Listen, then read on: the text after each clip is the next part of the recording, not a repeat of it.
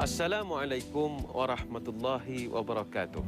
Alhamdulillahi rabbil alamin. Wassalatu wassalamu ala asyrafil anbiya wal mursalin wa ala alihi wa sahbihi ajma'in, amma ba'du. Saudara, alhamdulillah, sekali lagi kita dipertemukan di dalam rancangan Muqaddimah, dan alhamdulillah pada pertemuan kali ini kami bersiaran daripada Cameron Highland, Pahang Darul Makmur. Begitu indah dan damai suasana pada pagi ini. Dan seperti mana yang disebutkan oleh Nabi SAW, pada pagi-pagi begini, kalau kita dapat bangun pagi, cari rezeki, cari ilmu, fihi barakatun wa najah. Ada keberkatan dan juga ada kejayaan. Dan sementara lagi, tajuk kita di dalam mukadimah pagi ini ialah tentang membincangkan tentang wira niaga. Siapakah yang dikatakan sebagai golongan wira niaga? Orang-orang yang berniaga ini, sama-sama kita sembang dan bincang-bincangkan menerusi rancangan Muqaddimah.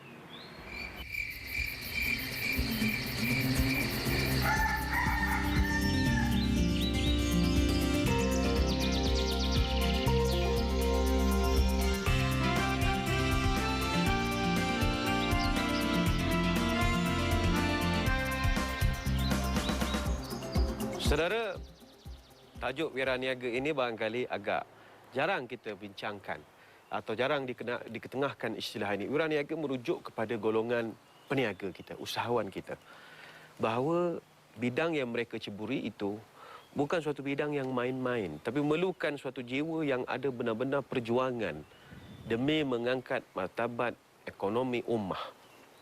Sebab itu bagi golongan peniaga atau usahawan ini, yang kita istilahkan sebagai wira niaga ini, pada pandangan agama mereka mempunyai kelebihan yang amat tinggi.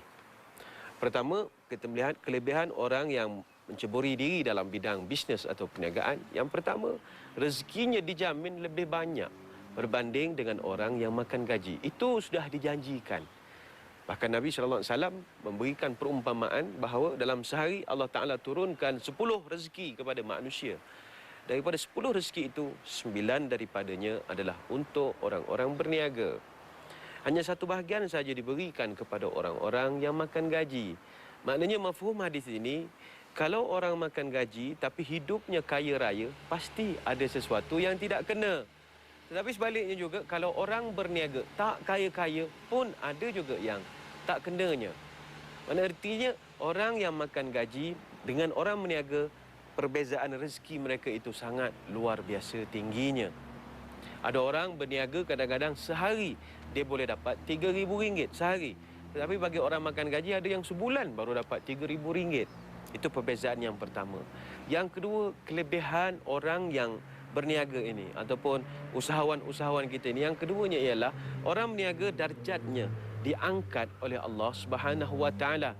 Sebab itu dalam satu asar, satu riwayat pernah diceritakan bagaimana Sayyidina Umar Al-Khattab radhiyallahu anhu satu hari ditanya oleh sahabat-sahabatnya, "Wahai Umar, kamu nanti kalaulah ditakdirkan boleh memilih untuk mati, kamu nak mati di mana?" Maka dijawab oleh Sayyidina Umar Al-Khattab, "Kalau saya diberi pilihan untuk mati, pertama saya nak, cita-cita saya lah nak mati berjuang fi sabilillah, mati syahid fi sabilillah. Itu yang pertama. Yang kedua, saya berhajat dapat kalau boleh saya mati ketika saya sedang berniaga." Sedang berniaga. Maka sahabat-sahabat semua keheranan. "Wahai Umar, takkanlah kamu nak mati masa berniaga? Takkanlah kamu tak ada cita-cita nak mati sedang solat ke, mati tengah tawaf ke, mati sedang buat haji, buat umrah ke?" Kata Umar, "Saya cakap begitu kerana di dalam Al-Quran, surah Muzammil ayat yang ke-20, Allah Ta'ala menyatakan ada dua kelompok yang Allah angkat darjat mereka. Wa akharuna yadribuna fil ardi yabtaguna min fadlillah wa akharuna yuqatiluna fi sabilillah." Dua kelompok didahulukan. Yang pertama, kelompok yang Allah puji ialah kelompok yang yadribuna fil ard. Mereka keluar mencari kurniaan-kurniaan, yabtaguna min fadlillah. Dia cari kurniaan-kurniaan rezeki yang Allah kurniakan di atas muka bumi ini. Orang berniagalah tu. Yang kedua, kepada golongan yuqatiluna fi sabilillah, orang yang berperang di jalan Allah. Artinya kepada saudara-saudari yang merupakan ahli perniagaan sekarang, untung saudara-saudari sekalian, golongan yang disebut oleh Allah dalam Al-Quran, golongan yang digandingkan bersama orang yang syahid fi sabilillah. Sebab itu dalam satu hadis Nabi SAW menyatakan, "At-tajirus suduq ma'an nabiyyin was-siddiqin was-syuhada hadis riwayat Tirmizi. Nabi menyebut para peniaga yang jujur, para peniaga yang amanah, mereka ini nanti di hari kiamat dia akan duduk bersama-sama dengan para nabi, para siddiqin dan juga para rasul. Tinggi darjat, kalah penceramah, kalah ustaz. Dia duduk sama level dengan para nabi dan para orang alim, orang saleh. Cuma kita kaitkan dengan satu hadis yang lain yang mana Nabi SAW memperjelaskan siapakah yang dikatakan sebagai at-tajir as-suduq, siapakah dia peniaga-peniaga yang amanah ini, yang benar ini. Dalam satu hadis riwayat Al-Asbahani dan juga Al-Baihaqi, Nabi menyatakan ada 7 yang dikatakan sebagai peniaga yang jujur. Yang pertama, alladzina idza haddatsu lam yakdzibu, bila dia bercakap dia tidak berbohong. Maknanya kalau jual barang jangan tipu. Kalau elok cakap elok, tak elok cakap tak elok. Sebab itu kalau sahabat-sahabat Nabi dulu berniaga, mereka jujur betul. Mereka kata barang ni saya jual RM3. RM1 saya ambil untuk untung saya. RM1 saya ambil untuk beli nafkah keluarga saya. RM1 lagi saya charge untuk saya nak sedekah fi sabilillah. Itu kan telus ya, cara-cara berniaga orang-orang soleh dahulu. Yang kedua, wa idza wa'adu lam yakhlifu, bila dia janji dia tidak mungkir kepada janji dia. Misalnya dia seorang tukang jahit atau jahit sulam, jahit manik. Orang datang janji boleh siap dalam masa 10 hari misalnya. Tapi masuk hari ke-14, masuk sebulan, kadang sebulan lebih masih belum siap. Padahal dia janji boleh siap dalam masa 2 minggu ataupun 1 minggu. Ini sering berlaku dalam suasana nak menyambut perayaan lah ya. Awal Ramadan sudah kita hantar pakaian untuk dijahit, tapi tinggal 3 hari lagi nak raya, kadang-kadang baru siap. Ya, bila baru siap, macam mana kita nak fitting, nak cek mana yang besar, mana yang kecil, mana yang panjang, yang pendek sangat. Jadi, kalau tak mampu, jangan berjanji. Kita buka bengkel misalnya, workshop. Orang datang hantar kereta kita. Orang tu tanya bila kereta boleh siap. Kita pun kata, ini tengah hari boleh siap. Orang tu datang tengah hari. Tak siap lagi. Akhirnya suruh datang hari esok. Lalu bagaimana? Ini tidak betul. Kita mestilah wa'adu lam yakhlifu. Bila berjanji, jangan mungkir. Kalau takut tak boleh tunai janji, jangan berjanji. Jangan berjanji. Ya? Sebab itu kalau kita lihat pada bangsa-bangsa asing, kalau mereka berniaga, itu kalau orang tanya hantar kereta, berapa hari boleh siap? Nak cat kereta misalnya, ya, dia tahu kereta itu boleh siap dalam masa 3 hari. Tapi bila orang tanya berapa hari boleh siap? Ini 5 hari lah. Jadi, diletakkan lambat. Jadi bila sampai masanya, orang tu, katalah hari yang ketiga, dia datang nak tengok dulu. Bila dia datang tengok, sudah siap lah. Ini kita cepat bikin lah. Sebenarnya, dia sudah siap dalam masa 3 hari. Tapi dia anjakkan masa berjanjinya itu supaya pelanggan gembira. Berbandingkan dengan kita, kadang-kadang kita seksa diri kita sendiri. Berjanji dengan benda yang kita sendiri sebenarnya tak mampu nak tunaikan. Kemudian yang ketiga Nabi menyebut wa idza tamanu lam yakhunu. Bila dia diberikan amanah, dia tidak akan khianat kepada amanah-amanah itu. Banyak lagi yang akan kita bincangkan selepas ini, namun saya kira kita akan berehat dulu seketika. Sekembalinya nanti kita akan bincangkan pendetailan tentang persoalan wira niaga. Jangan ke mana-mana.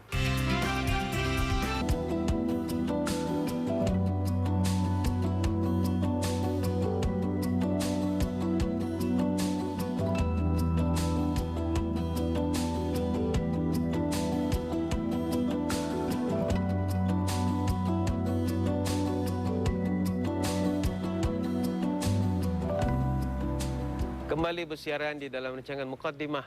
Terima kasih kerana masih lagi sudi bersama kami hingga ke saat ini, dan kita membincangkan pada pagi ini tajuk wira niaga. Wira niaga, ya, tentang orang berniaga, usahawan-usahawan kita. Kita nak bagi rangsangan pada mereka bahawa bidang pekerjaan yang mereka ceburi ini adalah bidang pekerjaan yang sangat dimuliakan oleh Allah Subhanahu Wa Taala. Tapi ada syarat-syaratnya. Satu dalam perbincangan tadi, dalam hadis daripada Asbahani juga Baihaqi, Nabi menggariskan ada 7 kelompok peniaga yang digelarkan sebagai peniaga yang jujur-jujur. Kita dah terangkan yang tadi, yang ketiga, wa iza tamanu lam yakhunu. Bila dia diberikan amanah, dia tidak khianat.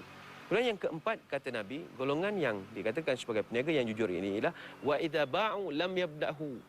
Bila dia jual produk dia, barangan dia, dia tidak memuji-muji melampau. Ada orang dia puji produknya melampau. Oh, ini ubat kalau makan pasti sembuh. Mana boleh kata begitu? Yang menyembuhkan hanya Allah. Itu ubat hanya ikhtiar kita. Jangan melampau dalam memuji satu produk. Oh, produk ini kalau makan semua penyakit boleh hilang.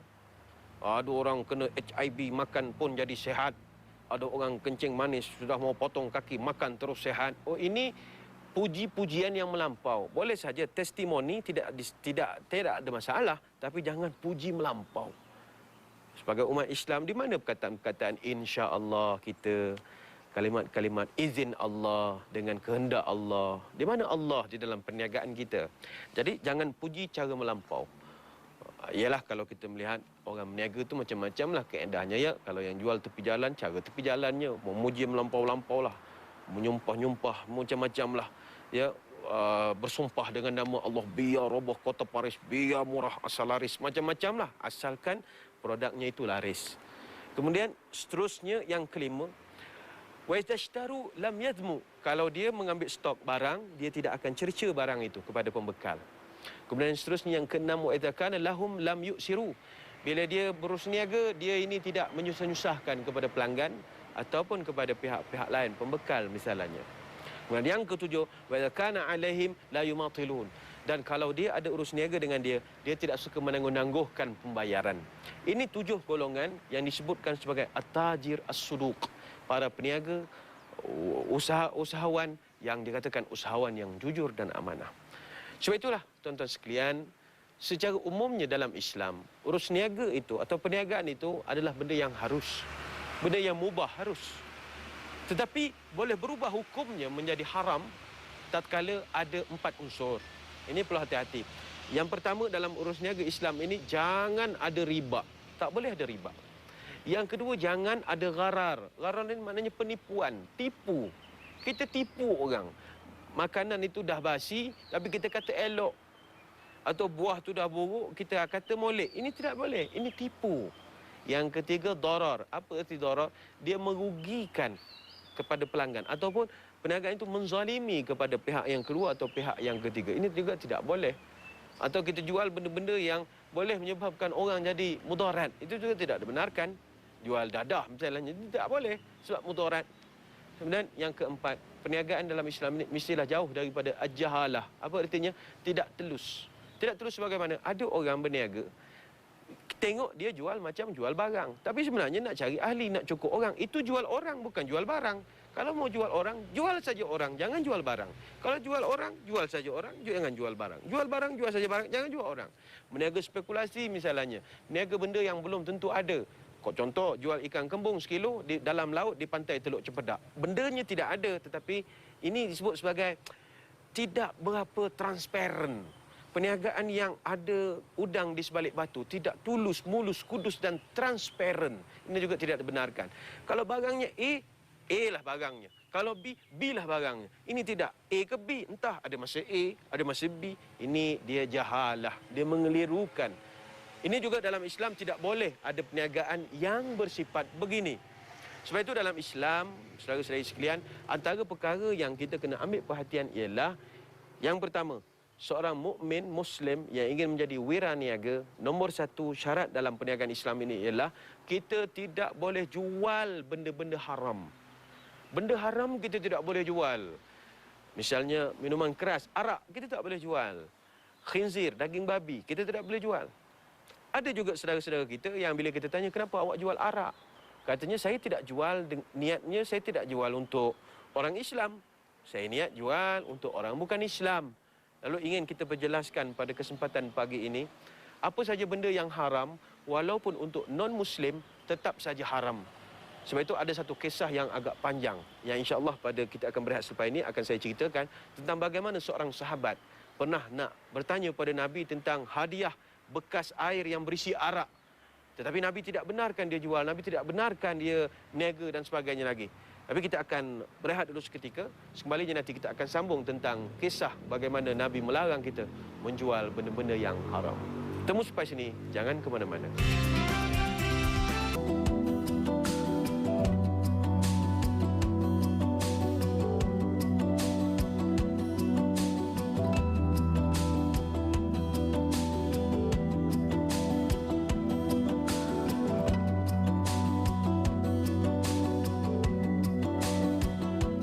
Kembali bersiaran di dalam rancangan Mukadimah Terima kasih sekali lagi kerana masih lagi setia bersama kami hingga ke saat ini. Kita membincangkan tentang tajuk Wira Niaga, iaitu sebagai rangsangan kepada rakan-rakan kita yang menceburi bidang perniagaan. Seperti yang saya terangkan di awal tadi bahawa dalam Islam antara perniagaan yang kita tak boleh buat ialah tak boleh jual benda-benda yang haram. Arak, benda-benda begitu tidak boleh jual. Dadah misalnya. Tadi saya tinggalkan saudara saya dengan satu riwayat tentang bagaimana para sahabat, ada sahabat yang berkata, "Ya Rasulullah, saya ada bawa bekas air yang berisi arak buat daripada kulit. Terimalah ya Rasulullah." Maka Nabi kata, "Saya tak boleh terima arak sebab innallaha qad harramal khamar." Allah telah mengharamkan arak. Maka kata sahabat ini tadi, "Oh, kalau begitu saya jual jelah arak ni." Maka apa kata Nabi? "Innal ladzina harrama syaribaha harrama bai'aha." Benda yang haram minum, haram juga kita jual. Maka sahabat ini jadi keliru. "Ya Rasulullah, kalau itu saya nak buat apa? Saya hadiah kat Yahudi sajalah. Saya hadiahkan saja pada non-Muslim."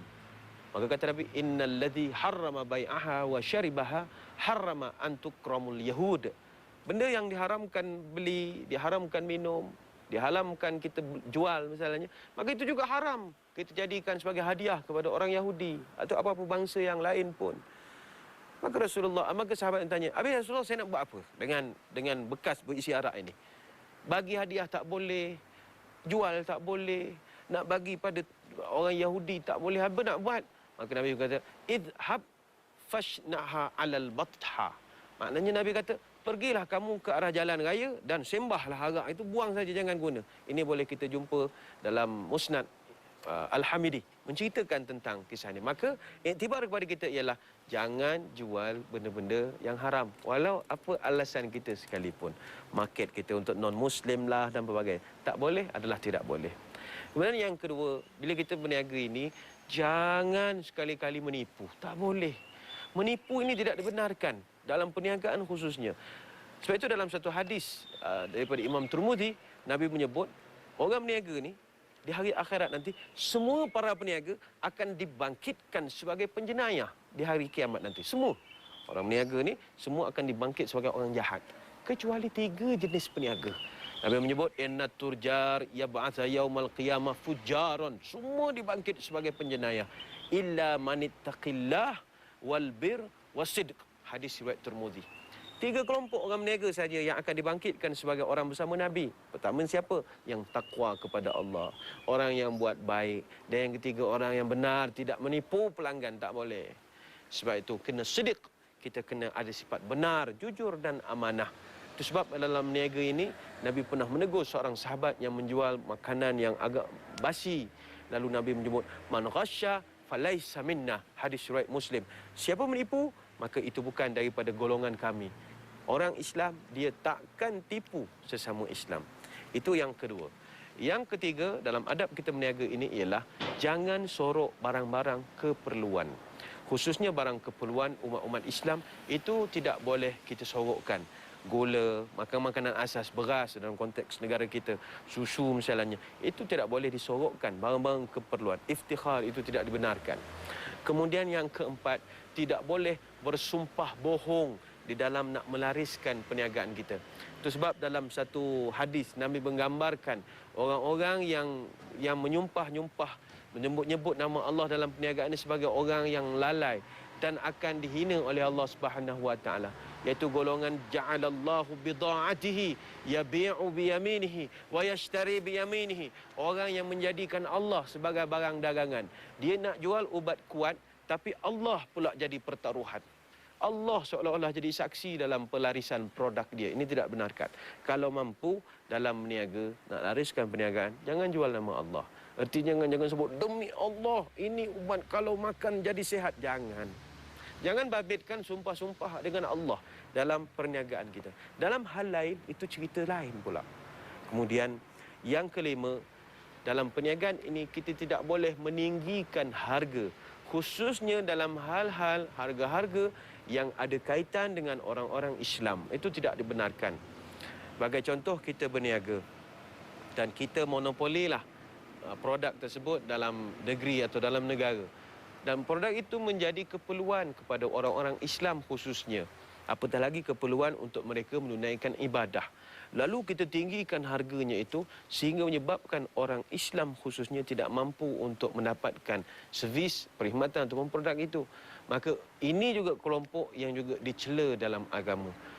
Justru itulah dalam satu hadis Nabi pernah menyatakan, man dakhala fi syai'in min as'aril muslimin, siapa-siapa yang tokok tambah harga pada barang-barang keperluan orang-orang Islam, liyaghliyahu alaihim kana haqqan 'ala Allah an yaq'adahu bi'azamin minan nar yaumal qiyamah. Ini hadis daripada Ma'qal bin Yasar.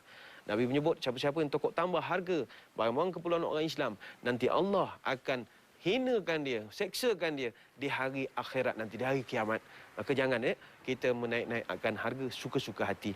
Kemudian yang keenam, peniaga di dalam Islam ini, dia tidak boleh lalai daripada ibadah.